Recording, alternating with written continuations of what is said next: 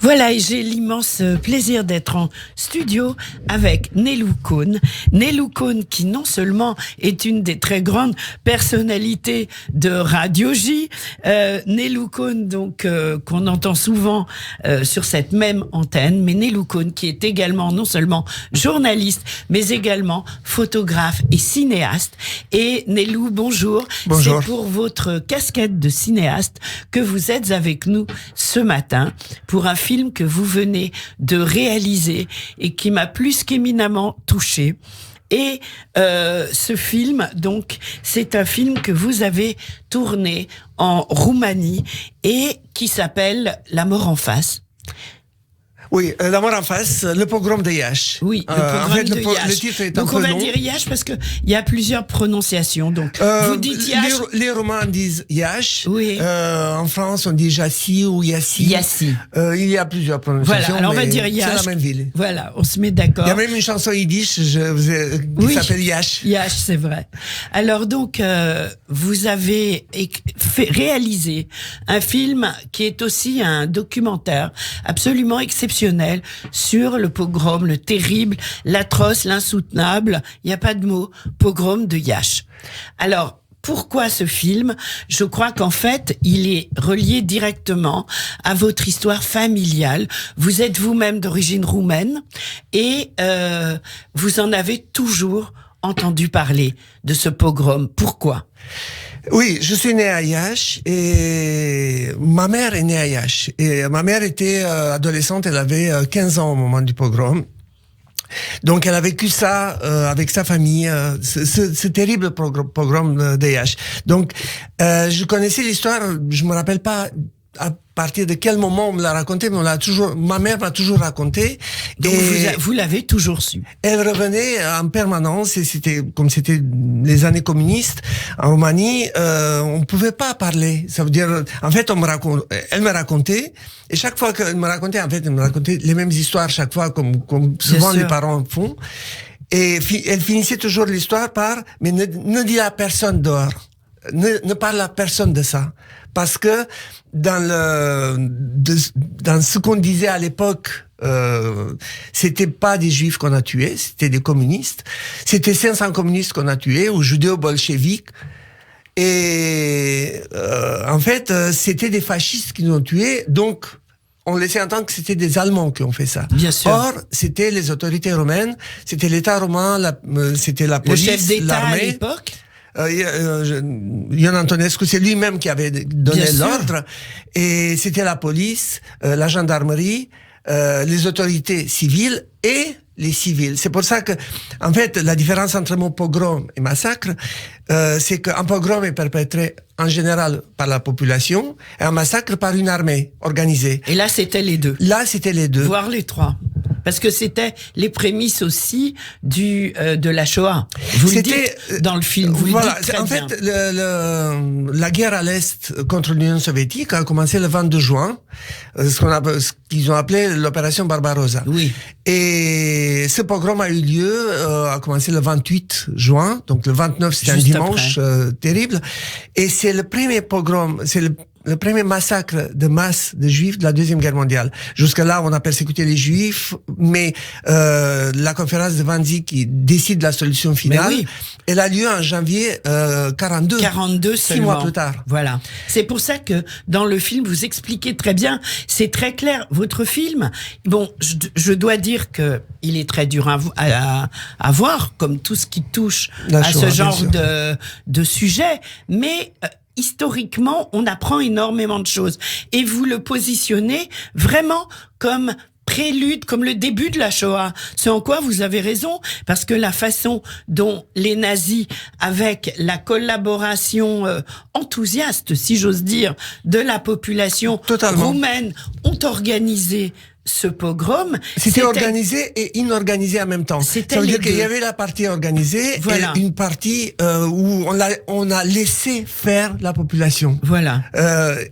Et c'était quelque chose qu'Antonescu ont participé, d'après ce que les Allemands étaient juste témoins. Et d'ailleurs, le général qui était à Iași à ce moment-là À un moment, le massacre a eu lieu essentiellement dimanche, et ensuite il y a eu les 2 trains terribles de la mort. Mais le soir même, il a donné l'ordre à tous les soldats allemands de revenir à la base et ne plus sortir en ville. Mais bien sûr. Parce que en fait, les Allemands étaient là pour tuer des Juifs à l'Est, mais de façon, comme il disait, organisée. Et là, c'était pour eux, c'était trop inorganisé, il y avait trop de population. Et beaucoup de violence épouvantable. Alors, justement, il y a une chose que vous dites dans le film, c'est que, en fait, les nazis ont pris des photos et qu'ils ont envoyé ces photos sous forme de souvenirs ou de cartes postales, des photos du massacre à leur famille en Allemagne. Et on dit toujours, alors c'est pour ça que je vous pose la question, on dit toujours que les camps de la mort et les massacres organisés ont toujours été les secrets les mieux gardés de la Seconde Guerre mondiale. C'est une conséquence de ce pogrom. Ça veut dire que ce pogrom, comme c'était le premier massacre de masse, les soldats allemands, mais des soldats roumains, des témoins, tout le monde photographiait. Tous ceux qui avaient un appareil photo photographiaient. C'était un événement.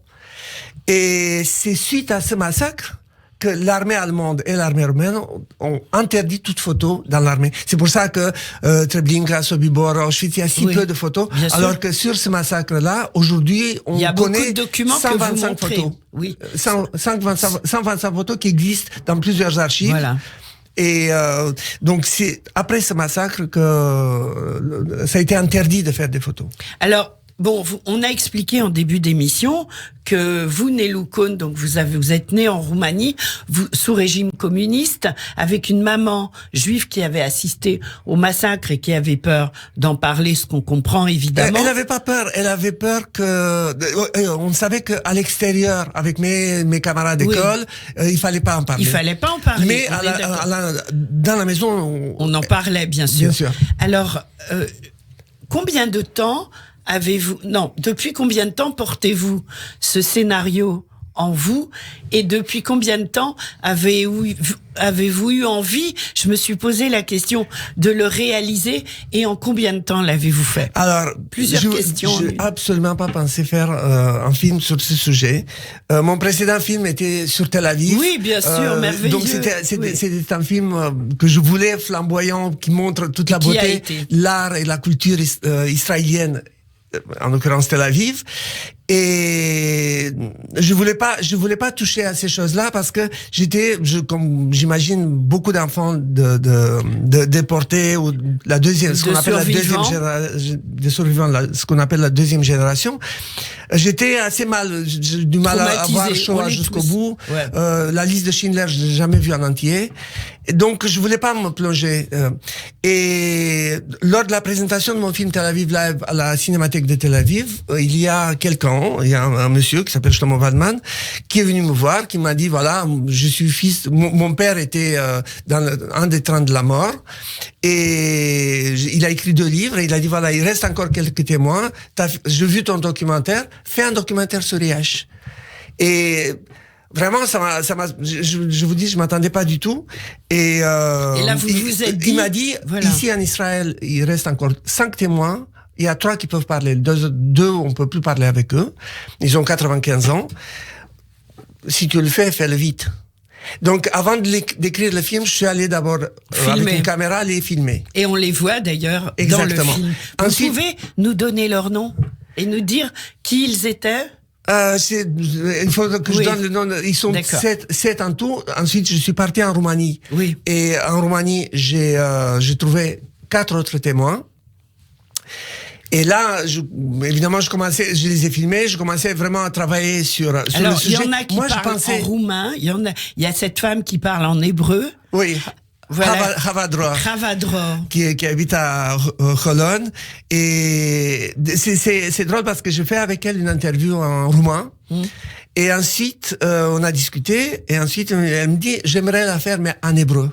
Oui, belle revanche, bravo. Et donc on l'a refait. J'ai bien senti ça, oui. Elle voulait absolument la faire en hébreu. Je peux pas raconter le destin de tous parce que j'imagine qu'on n'a pas le temps. Non, mais c'est un fait extraordinaire. Elle avait 9 ans. au moment du pogrom.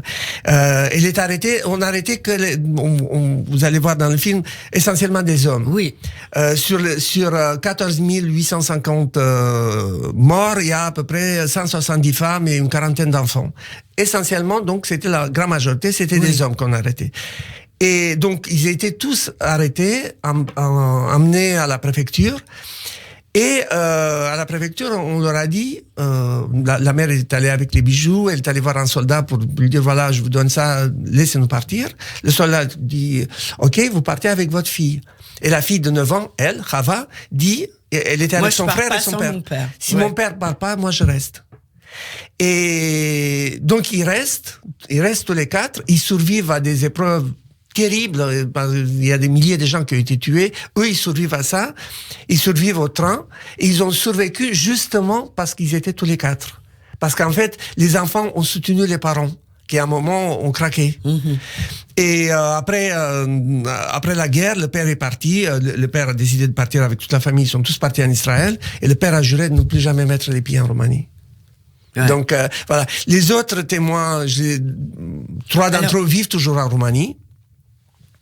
Et ils ont fait carrière après la guerre. Voilà. Alors, en fait, il y a un paradoxe, c'est-à-dire que ça a été peut-être l'événement pré-Shoah qui a été le plus filmé, sur lequel il y a tant de documents, photographiés, pardon, pas filmés, et en fait, c'est peut-être l'événement qu'on connaissait le plus mal. Et vous êtes le premier en France à avoir fait un documentaire sur ce thème. Et justement, grâce à vous, notre mémoire collective est nourrie parce que il y a beaucoup de choses. Moi, j'ai lu, enfin, les auditrices et les auditeurs le savent, j'ai lu énormément. Ça fait des années que je fais des émissions sur ce thème. Et en fait, il y avait beaucoup de choses que j'ignorais et grâce à vous, je suis pas la seule, vous avez porté à notre connaissance des documents, mais très importants. Merci. C'est normal en France, on s'est concentré, les historiens sont concentrés sur la Shoah en Europe de l'Est, oui. de l'Ouest, pardon, et la Pologne. Oui. Parce que en France, il y a beaucoup de Juifs de Pologne. Et la Roumanie, il y a beaucoup d'études pourquoi on parle si peu de la Shoah en Roumanie. Parce que, en fait, il faut savoir que le deuxième pays à avoir tué autant de Juifs, c'est la Roumanie. Mais oui, ça veut dire que la Pologne, non, l'Allemagne. L'Allemagne, et le deuxième pays, c'est la Roumanie. La Roumanie et en troisième, la Pologne.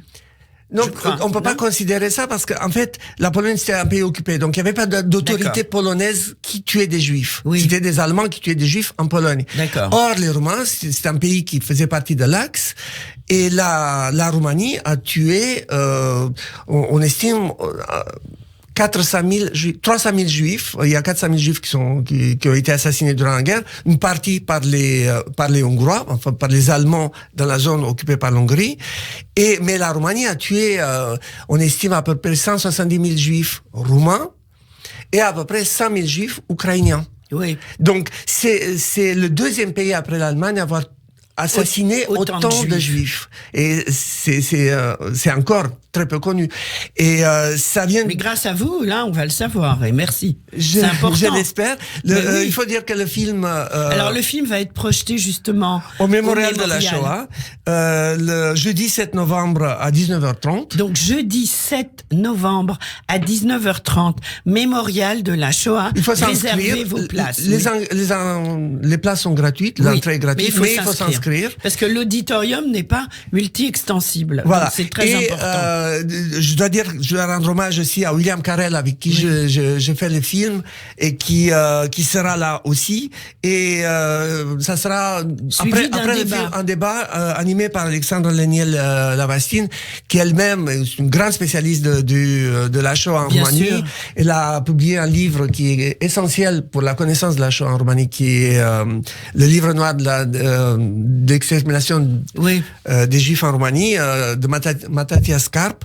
Elle a pas seulement traduit la version le livre de Matatias Karp, il est annoté. C'est vraiment, il a fait un travail remarquable sur le sujet et ça me fait très plaisir qu'elle soit là. Mais oui. Donc on va être tous les trois sur scène avec William Carell. Voilà, soirée passionnante en vue. Après le film, bien sûr. Voilà. toute façon, oui, tous les dialogues sont sous-titrés. C'est important de le préciser. Voilà, il y a une voix off en français, bien évidemment. Oui. Et tous les témoignages sont sous-titrés en français, bien sûr. Voilà, c'est important de le préciser. Nelou Cohn, il est 10h45. On va marquer une petite pause et on se retrouve juste après. Et l'on retrouve mon invité ce matin. Il s'agit de Nelou Cohn. Nelou Cohn, grande figure de Radio J, journaliste. Le titre exact pour Radio J, c'est quoi? C'est directeur d'antenne? Non. Oui. Coordinateur, voilà, des programmes. En tous les cas, beaucoup d'émissions. Et également, Nelou photographe, Nelou cinéaste et cinéaste avec ce documentaire pour les auditeurs qui viennent de nous rejoindre. Un documentaire donc qui s'intitule La mort en face. La mort en face. Le programme de Yass. Voilà, le programme de Yassi ou de Yash qui sera projeté au mémorial de la Shoah jeudi le 7 novembre. À 19h30, réservez vos places, vous appelez le mémorial, c'est gratuit. Ou mais sur le site, on peut aller sur le site. Alors, à Yassi, 4e ville de Roumanie, en 8 jours, du 28 juin au 6 juillet 1941, près de 15 000 Juifs furent assassinés lors d'un effroyable pogrom.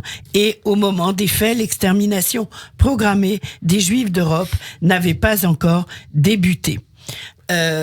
Nelou, donc vous avez grandi, vous nous avez expliqué avec ce pogrom dans lequel votre famille, votre maman a été impliquée, elle y a échappé heureusement, et mais elle a été marquée toute sa vie par ce pogrom et elle vous en a toujours parlé. Vous êtes né en 1956, vous avez quitté la Roumanie en 75. Est-ce que vous y êtes retourné? Est-ce que le tournage a été compliqué? Est-ce que ça a été dur pour vous d'y retourner, de retrouver les témoins? Comment ça s'est passé? C'est ça aussi que je me suis posé comme question en voyant ce documentaire magistral, on peut le dire. Merci.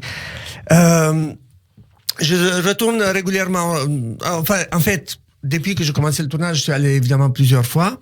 Maintenant, je travaille sur la suite. Ce qui a été difficile, c'est en fait le travail de préparation, parce que je connaissais l'histoire, mais évidemment, je connaissais l'histoire par le témoignage de ma mère, qui n'était pas précis, qui était un témoignage oculaire. Elle a vu ça, ça, ça et ça. Elle savait ça, ça, ça et ça. Et évidemment, quand je commençais à lire, j'ai chez moi pratiquement, je pense, tout ce qui a été écrit sur la Shoah en Roumanie, en roumain, en français et en anglais. Et là, j'ai commencé vraiment à me plonger. Et en fait, plus que le tournage n'a pas été difficile, parce qu'au contraire, c'était des rencontres magnifiques avec des témoins qui sont devenus maintenant des amis. Réellement, chaque fois que je vais en Roumanie, on se voit, on va au restaurant, c'est devenu des amis. Mais ce qui a été difficile, ça a été le travail de préparation, parce qu'en fait, ce monsieur à Tel Aviv dont je vous ai parlé, une fois qu'il m'a donné tous les contacts, il m'a donné les livres que lui-même avait publiés sur ce massacre. Oui. Il m'a dit, fais attention, parce que j'ai travaillé 10 ans dessus, et à l'issue quand j'ai fini de publier les 2 livres, je fais 3 ans de dépression. Et je me suis dit, je cours aucun risque, moi. Et en fait, je me suis rendu compte qu'en travaillant dessus, des fois, au bout de 15 minutes, je commençais à pleurer. Ben oui. Donc, je me dis, il faut pas que je plonge, je fais pas un film pour être mal. Non. Donc, là, j'ai appelé celui qui est conseiller scientifique sur le film, qui s'appelle Carol Iancu, qui est un historien de Montpellier, un historien roumain qui enseigne à l'université de Montpellier, qui est un spécialiste de la Shoah, pas seulement en Roumanie, et de l'antisémitisme. Et avec qui je fais à la radio depuis quelques années, on fait des séries d'émissions sur l'histoire du judaïsme roumain. Et je l'ai appelé, je lui ai dit, mais comment tu fais? Il a publié une 30aine de livres.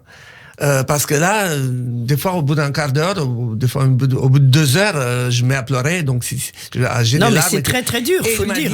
Il m'a dit, c'est simple, ne pense pas que tu fais un truc sur des gens qui sont de ta famille ou proches de ta famille, etc. C'est une mission. Nous sommes la dernière génération à en parler. Et à si pouvoir nous, on le parle faire. pas, Ouais. plus personne parlera. C'est vrai. Donc, à partir du moment où je me suis mis dans cet état d'esprit, je peux travailler. C'est pas, je suis pas dans la sérénité non plus. Bien Parce sûr. que chaque fois je découvre des choses et chaque fois je suis impressionné par ce judaïsme, par des personnalités que je trouve dans le judaïsme roumain. Mais Il y a du par coup, exemple, vous avez pris du recul, un peu de recul, oui, par mais rapport à il cela. y a des choses très encourageantes aussi. Je trouvais, par exemple, il y a une personnalité qu'on connaît pas du tout en France qui s'appelait Abraham Zissou, qui était président des organisations sionistes de Roumanie, qui, au début de la guerre, se trouve pour des affaires personnelles, il se trouve à Londres. La guerre commence, il retourne à Bucarest pour s'occuper de la communauté. Il fait partir en Palestine mandataire, en Eretz Israël, plusieurs milliers de Juifs pendant la guerre, au risque de sa vie, bien sûr. Bien sûr, bien sûr. Et c'est des gens d'un courage exceptionnel pour notre peuple. Que j'ai découvert aussi à l'occasion de ce travail. Je savais qu'il existait, mais là, je peux mettre, je peux trouver leurs photos et voir ce qu'ils ont fait pendant toute cette période. Des gens d'un courage exceptionnel. Mais oui. Donc, il y a ce côté terrible qui m'a fait peur personnellement. Il y a ce côté où je lisais ça, je me disais, ben voilà, si nous sommes là, si Israël existe, c'est parce que des gens comme ça ont fait ce qu'ils ont fait. Oui. Ouais, exactement. Alors, je voudrais qu'on parle un petit peu technique très vite parce qu'il reste pas beaucoup de temps. Moi, j'ai beaucoup apprécié, comme il y a beaucoup de photos. De ce massacre, des lieux à l'époque, etc. Vous avez fait ce que je crois que ça s'appelle comme ça, et j'ai beaucoup aimé, des fondus enchaînés entre les photos de l'époque et, par exemple, la gare aujourd'hui. La gare de Yash, aujourd'hui. Qui est la même, hein. Qui est la même. Mais Bien c'est sûr. incroyable. C'est-à-dire, y a-t-il eu une évolution? Non, Ce sont les lieux. bâtiments Et alors, il y a les trains atroces faut voir le documentaire, vraiment. Il y a ces trains atroces, donc, qui sont passés et qui ont déporté, enfin, c'est une forme de déportation de ces juifs, c'est une forme et, il y a les trains aujourd'hui, mais je sais pas, vous avez fait ça, c'est incroyable. Ça a une force, que peut-être, vous ne soupçonniez pas en le faisant. C'est pas que je soupçonnais, je savais pas si ça allait avoir cet impact. Ah oui, vraiment. Sur le spectateur. Moi, ça m'a beaucoup touché, ça, parce que je suis pas photographe, mais de voir ce lien permanent entre le passé, le présent, les témoignages, les témoins qui restent et qui racontent. Et en plus, je trouve que les témoins racontent avec une dignité, mais absolument incroyable. Ce sont tous pratiquement des gens qui ont fait par la suite, après la guerre, ils ont fait des études, qui ont fait des très belles carrières. Et c'est des gens qui sont cultivés aussi. Mais bien sûr. Donc ça se sent aussi quand ils parlent, quand ils décrivent exactement ce qui s'est passé dans leur enfance. Il y a aussi beaucoup de retenue. Parce que on peut pas s'imaginer. C'était 2 trains. Les survivants de la préfecture, les auditeurs qui vont aller voir le film vont comprendre. Ont été amenés à la gare, ont été mis dans 2 trains. Il y a un train qui n'avait pas de direction précise. Ça veut dire que c'est un train qui partait à droite, à gauche, qui revenait dans une gare 3 fois, qui repartait. Ça en plein été. Et à chaque fois qu'il arrivait dans une gare, il déchargeait 100 morts, 200 morts, 50 morts. Et il y a un deuxième train, le train dans lequel était Havadra, qui lui a fait 20 kilomètres en 8 heures. C'est affreux. Oui. Et donc sous la chaleur. Sous la chaleur, autrement dit, le train est parti avec 2700 juifs, il est arrivé avec 700. Mais oui. C'était le but, quoi. C'était de les faire mourir en manquant d'eau et d'air. De tous les gens, les gens sont devenus fous à l'intérieur. Mais bien sûr. En fait, on est à la radio, on peut pas raconter dans le film, on raconte. Et pourtant, ça a été beaucoup. J'espère, ça a été fait avec beaucoup de pudeur. Même les photos les plus dures sont pas dans le film. Bien sûr. parce que je suis conscient que les gens viennent dans une salle où ils regardent ça à la télé, mais surtout dans une salle, on peut difficilement sortir. Bien sûr. Donc, on prend la personne en otage. Je voulais que la personne sorte avec un sentiment de la salle, mais qu'elle se sente pas elle-même agressée. Bien Or, sûr. les images, il y a des photos tellement dures. C'est dur, mais c'est pas une agression. Voilà. C'est ça. Je voulais Et pas vous que avez les spectateurs réussi. soient agressés. Alors, Nelou Cohn, merci pour ce très très beau documentaire. Merci. Voilà, moi j'attends peut-être un livre. Je dois vous dire que Oui. le film va être diffusé sur France Télévisions. La date n'est pas encore fixée, puisque le film est produit par Ciné TV et France Télévisions. Donc, on attend la date. Ça va être certainement, la fourchette est large, c'est entre janvier et avril 2020. Je me ferai un plaisir de l'annoncer sur Judaïque FM. Merci. Et merci pour votre invitation. Mais avec un immense plaisir. Et en attendant, rendez-vous au Mémorial le jeudi 7 novembre. Je sais pas, oui, on a peut-être le temps d'écouter 2 petites minutes d'une chanson sur la Roumanie, Roumagne. Et c'est la très belle version d'Aaron Lebedev je crois que c'est la version originale. Merci Nelou. Merci, à bientôt. Lise, merci beaucoup. Au revoir. Au revoir.